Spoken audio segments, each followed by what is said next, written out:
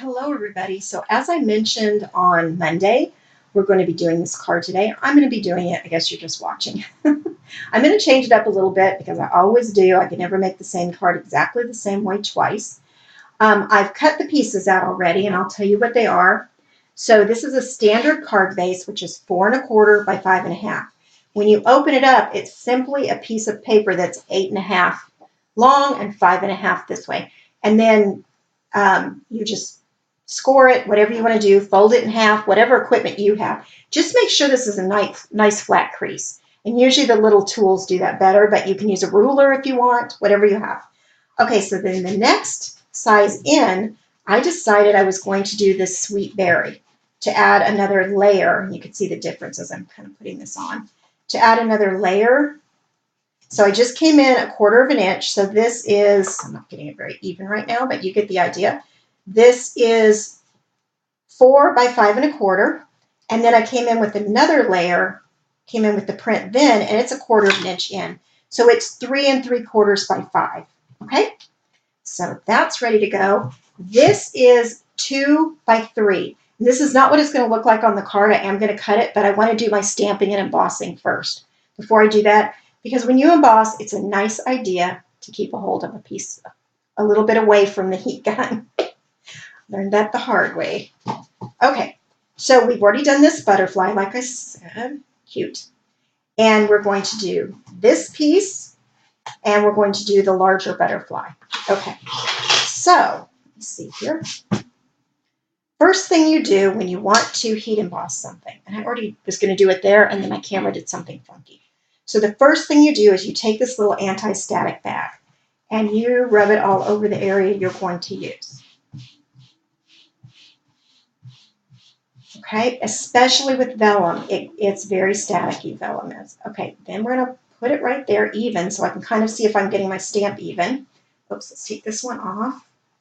And let's do this middle butterfly. Okay, so I am going to take clear pigment ink. Oh, I don't think he's on there straight. There we go. Clear pigment ink, and I'm going to ink him up really well. And the only way you're going to know that it's inked up is because it'll be shiny in all the places that you want it to stamp. And sometimes you've got to watch these little antennae, make sure they got shiny. And I think they did, but I'm gonna do them one more time just in case. I don't want to have no antenna on my butterfly. Though I suppose I could draw them in, but this is going to pop up, so no. Okay, so we're going to get this pressed down really good. And because we want everything to stamp. Okay, I don't know if you'll be able to see it, but you could see that shiny butterfly, which I didn't get this centered on here. I hope when I do the die cut it's okay. But yeah, you can see it's just shiny. You'll be able to see it better on this pink. What I'm going to have to do now, though, before I get finished with getting these ready to heat emboss, is turn my heat embossing gun on. And it's going to be loud, and I apologize, but you can't heat emboss without the noise. Okay, so let me turn it on. I know, it sounds like I've got a vacuum going in this room, but I don't. Okay, so now we're going to rub this anti-static thing. I think some people call it an embossing buddy. Some people I've heard use baby powder, and then other people, what do they use? Someone said they use a dryer sheet. That's the word I can think of, a dryer sheet, and that's really interesting. I've never tried that, so I'm not saying you should. Okay, so now we're going to take this off, and we're going to put our sentiment on here. And you see it's still shiny from what I did it before. And we're going to do it just like this. And make sure we have everything covered, and I think that looks good. See, it's all shiny everywhere. So I'm going to, what is that? Oh, this hot here for some reason. Oh, it came off. Okay. So what I'm going to do now is stamp him over. I don't keep calling all my stamps him. I don't know. Right over here. And I'll try to get it kind of centered. I don't think I'm going to be able to without putting my head right in it. I don't want to do that. Get it pressed down really nicely. Bring it up. There it is. Okay, so now we need to get the powder on there. And I keep my powder in these little containers. And I keep the tiniest command hook on there and the little tiny spoon, both of which I got from Amazon. And this is a trick Jennifer McGuire showed on her channel. If you don't watch Jennifer McGuire's channel, you're really missing out on some beautiful artwork that she does, and also the a craft room organization. Though you're going to be very envious if you look at the craft room video. Okay, got a little bit here and here. That's okay. And you can even have a little paintbrush out and just brush off these little pieces. And I don't. I wasn't planning on doing that apparently. So anyway, you can see where it sticks nicely. And now let's take our vellum one that I just buried, and we're going to do that.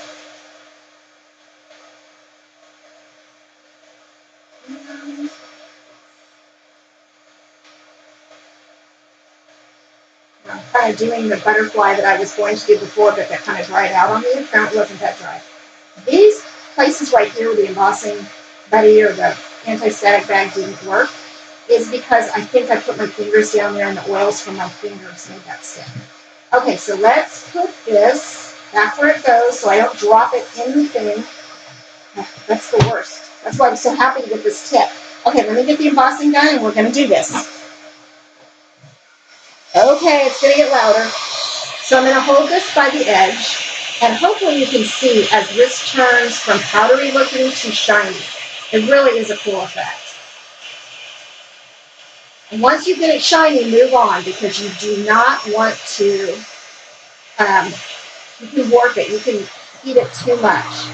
So I hope you can see that now. I think you got everything nicely, and I don't know what that is, a little watermark. Okay, so I'm going to hold this from the corner because especially on vellum, it's going to go fast and it's going to be hot.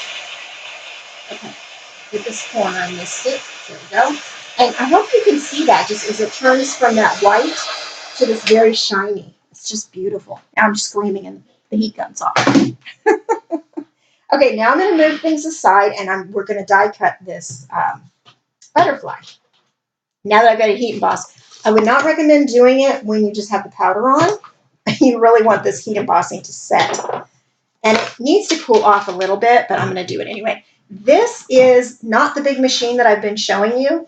This is the, I'm squishing a butterfly.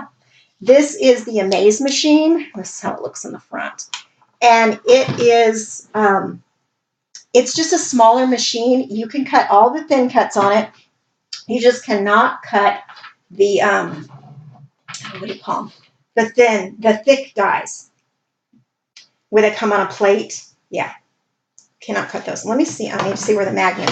Okay, so the magnets are on this. Oh, it looks like the magnets are all through on this one. Okay, didn't remember that. So we're going to put this down like this. Set that there, and we're going to take this out. Try to get it as centered as possible, as even around these things as possible, so that I really don't want to get that other butterfly wing. This may not be the straightest butterfly I've ever cut out. And I'm going to put a little bit of washi so it doesn't move, but I'm going to put it on the dye and the vellum. I am not going to put it on that butterfly because if this is still warm, it will pull that right off of there. Okay, so we have our magnetic platform, one cutting plate, our item that we want to cut, our die, and then the next cutting plate. And that's how these go through.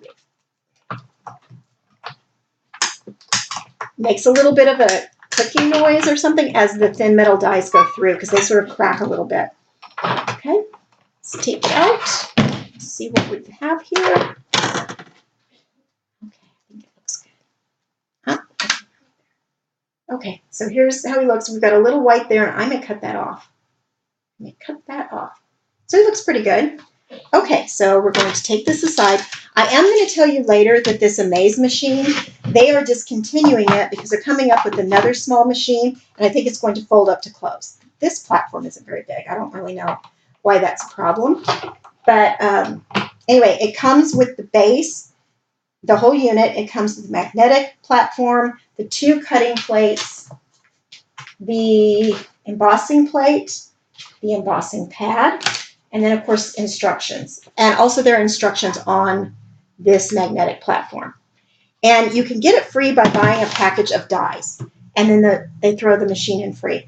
And the dies, I think the total of it comes to like 80 some dollars. And this is a $139 machine regularly. So it's also on our sale for things that are going away. So that's so sad. I really like it. Okay, so where are we now? Let me get some embossing stuff off my hands.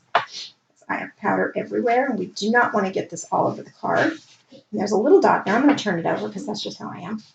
Okay, so we're going to first glue these two pieces together before we put them on the card, so I can make sure I get them nice and even. And my mother needed to borrow my favorite glue that I just got the new one of, and so I don't have it. So we are going to use just a tape runner. This is one I've had. It's ancient. I've had it a long time. It's the Teresa Collins when she came out with all the pink stuff from Xyron. And it was pink, so I had to have it. So anyway, but it is very noisy. You can hear that. Okay, I'm going to put this down here so I can have it even with a line. Kind of look. And I'm shaky tonight. I don't know why. I ate really late today, so maybe that's why. I don't mind fasting, but this was too much. This was like 4:30 in the afternoon. And so I did eat, but I don't know. Okay, let's see if that's nice and even. Let me see a little further down. So you don't have as much wiggle room when you use adhesives like this. Though I think it did a pretty good job. Okay, we're going to put that on the front of the card. And I think it's going to go that way. Yeah, I think it looks more natural that way. So that's the way we're going to do it. Let's put some adhesive on here. We're not going to pop up these because the only thing I'm going to pop up on this card is where the words are and the two butterflies. And when you heat emboss vellum and you want to stick it to a card or whatever you want to stick it to, you have to put the glue dot or whatever you're using in a place that's not going to show through. And I'll show you how I'm going to do that with those butterflies. Okay, let's see when we have this even. Is that pretty good? Seems like it is. Let's see. That's pretty good. Close enough for my cards. And then we're going to take, what happened here? Okay, so I'm just going to take this and just tip it up, and I'm going to cut it myself, but I'm going to use my big scissors so I get a straight line. And go all the way up to the point and just cut it. That's all I did on the first one. And I think I'm going to make this even with where the sweet berry layer is there, since this is sweet berry also. Okay, so we're going to pop this up. I'm going to get my foam squares. And I'm going to do this, this, this. I probably overdo it, as I said, with the foam squares, but I don't like the look of things sinking in, and I'm always afraid my card's going to not look good in a couple of weeks as things start to settle. Okay, and I have this little piece that I used last time, and we're going to put that right up there in the corner. Okay, and let's take all this little backing off.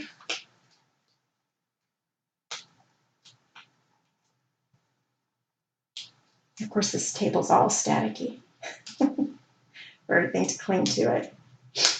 That's better than my hands, though, when I'm working on this. And there. Oops. Get that one off.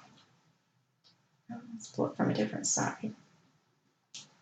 Sometimes when you cut them in half, you move everything a little bit. Okay, so I'm going to line this up. Let's see. Kind of even in the middle of the card. And like that. And there it is. Okay, then I'm going to put my little butterfly right kind of down here somewhere. It doesn't really matter. On the other one, I tilted it this way, and I kind of like that. So we're going to do that again. So what we're going to do here, you can take glue dots, but I'm going to cut this in some pieces. And I'm just going to put one right in the middle of his body. Again, it's a him. I don't know. So it doesn't really show that much. We're going to cut this down a little bit too. It's too long. Cut it down. And then we're going to go like this. So it's that fat part of the body. And again, I apologize. My hands are shaking today. It happens sometimes, right? Okay, press it down good. Pull up the backing.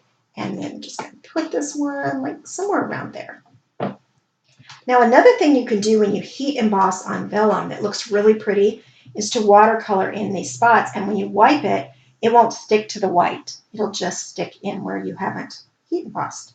Okay, so let me see how this one will work. And again, I just need something on the body because I kind of like the way it looks when the wings are sticking up. And we're going to do this like it was on the other one. We're going to do just like that on the edge of that. And I think that is super cute. Oh, maybe I need to move it up just a tad. Yeah. And I just think this is so cute with the vellum, and I love this paper. Thank you, everybody, so much for watching. And happy crafting, happy card making, whatever it is you do. And I will have the description of all these items that I use down below. And I also, as soon as I get a blog post up about it, which will be tonight or tomorrow, I don't know which, I will link to that on the description also because it will have clickable links. Thank you, everybody.